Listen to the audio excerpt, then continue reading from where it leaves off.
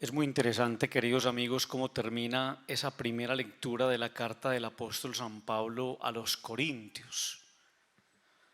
Después de enunciar una cantidad de pecados, diciendo que ellos no podrán entrar al reino de los cielos, no heredarán el reino de Dios, y empieza a decir quiénes: inmorales, idólatras, adúlteros, lujuriosos, invertidos, ladrones, codiciosos, borrachos, difamadores o estafadores, va a decir esto tan interesante: así eran algunos de ustedes. Nos lo está diciendo Pablo a nosotros. Nos está diciendo: así eran algunos de ustedes. Padre, ¿cómo así que eran y qué pasó? Fueron lavados, santificados, justificados en el nombre del Señor Jesucristo y en el Espíritu de nuestro Dios. Entonces es muy lindo uno entender que en algún momento uno pudo haber vivido una experiencia muy fuerte de pecado o de esclavitud. Y a ninguna persona, y me han escuchado ustedes eso muchas veces, a ninguna persona se le puede imputar o se le puede refregar en la cara lo que era. Es que todos nosotros tenemos una historia. Y dentro de esa historia todos nosotros tenemos pasajes de los que nos avergonzamos, con los que pudimos haber causado mucho dolor, con los que pudimos haber causado mucha tristeza, con los que pudimos haber causado mucho desánimo a muchas personas.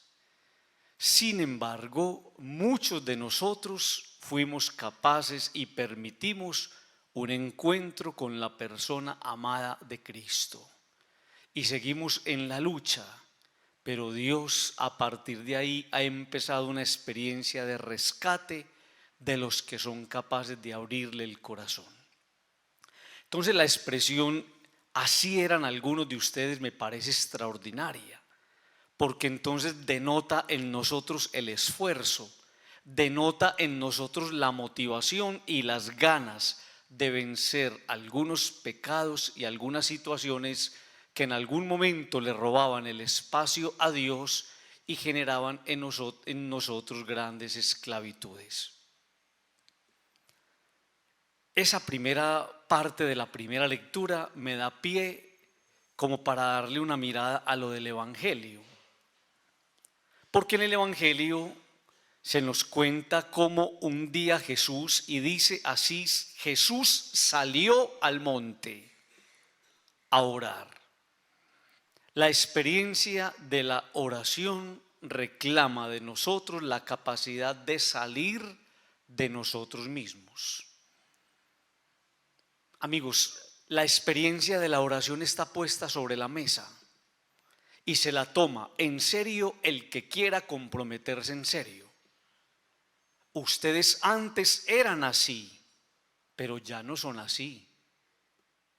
Y ese "ya no son así" denota que ya tenemos la capacidad de marcar la diferencia para entender que ya no somos del mundo, sino que estamos saliendo del mundo para entrar en las dinámicas de Dios. Entonces la palabra oración para algunos puede ser muy rara, pero para el que está venciéndose a sí mismo es una propuesta extraordinaria.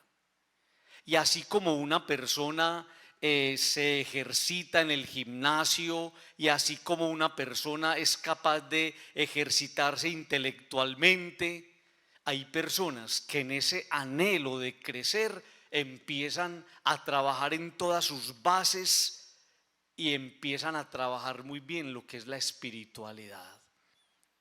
Yo tengo esto, en esto soy fuerte, pero soy tan débil en la oración, y son capaces de salir de sí mismos para empezar a construir una experiencia de Dios. Pero es que vos antes eras así. Así, yo sí era así, pero ya no soy así. ¿Y qué te pasó? Tuve un encuentro con una persona maravillosa. Tuve un encuentro con una persona que se llama Jesucristo. Y desde que me encontré con Él, a mí me dan ganas de Él. Y desde que me encontré con Él, a mí me dan ganas de orar. Y desde que me encontré con Él, generó en mí una gran inquietud. Y desde que me encontré con Él, nada en mi vida permanece de la misma manera. Jesús llega a sacudirle la vida a las personas de tal manera que nada puede quedar igual. Por eso ustedes y yo a veces cantamos en la misa: Jesucristo me dejó inquieto. Jesucristo me dejó inquieto. El paso de la vida de Jesús por la vida de una persona le genera una gran inquietud. Ustedes eran así, yo era así, pero ya me gusta orar y saco espacios para mí. Y saco espacios para encontrarme con Dios y me siento tranquilo, y pueden llegar las pruebas y las turbulencias y la oración me mantiene conectado con Dios.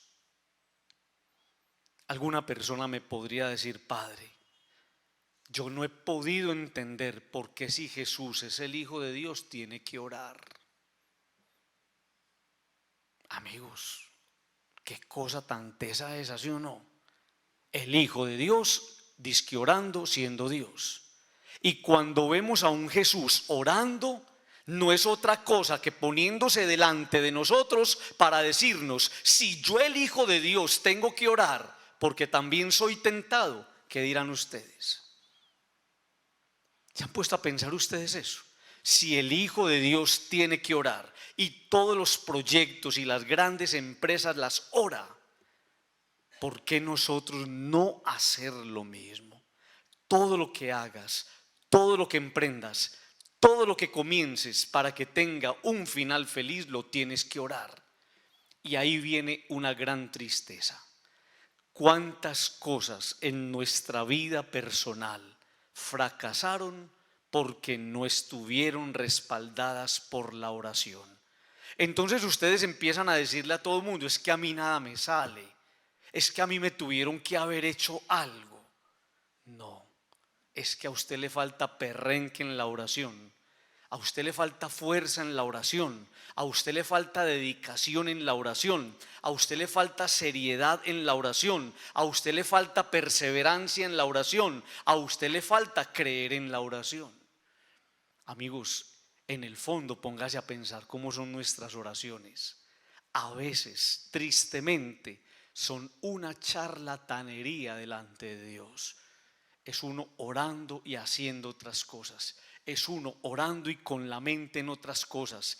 Es uno dizque orando y desconectado de lo que verdaderamente está pidiéndole al Señor.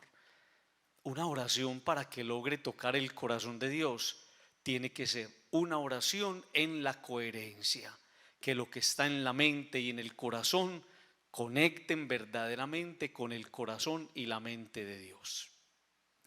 Jesús entonces sube a una montaña a orar. Y cuando está orando, miren amigos, ¿qué va a hacer Jesús Padre en la montaña orando? Va a montar su más grande empresa. Y entiéndanme la comparación. Jesús va a montar la empresa más grande, que se llama la iglesia. La iglesia es la empresa de Jesús. Y entiéndanme por favor el término empresa en el buen sentido. Jesús va a montar su proyecto grande. Y entonces cuando Él ve que va a montar algo grande, Él dice: yo no puedo hacerlo hacia la loca. Yo tengo que respaldar esto y ponerle cimientos, patas a este gran ejercicio que voy a realizar. Se va a orar.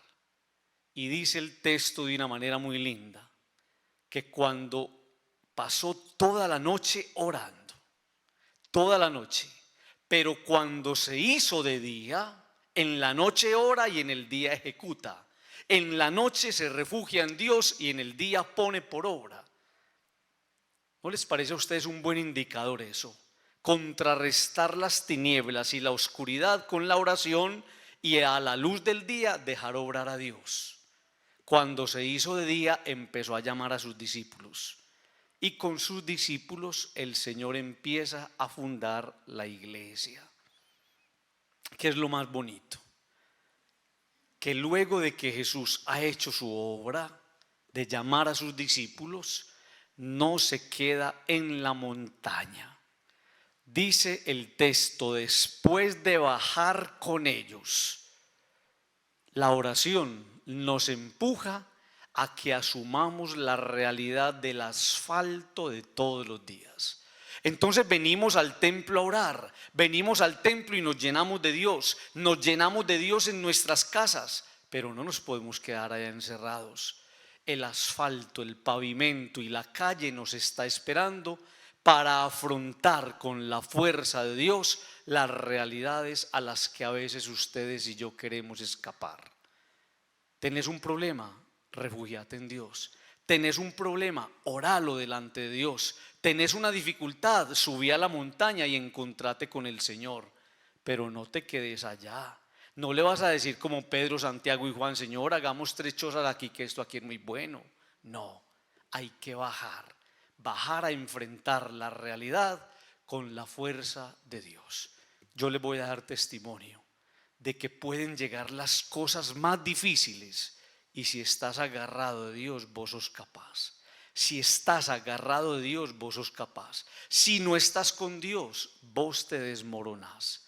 Por eso Jesús ora, para enseñarnos que el mejor camino para no desfallecer es tenerlo a Él en la vida, en la mente y en el corazón. Que nos ayude Dios y nos conceda a todos nosotros la gracia de aprender en nuestra vida, la de todos los días, a sacar espacios serios y responsables de comunicación con Dios. Digan conmigo amén.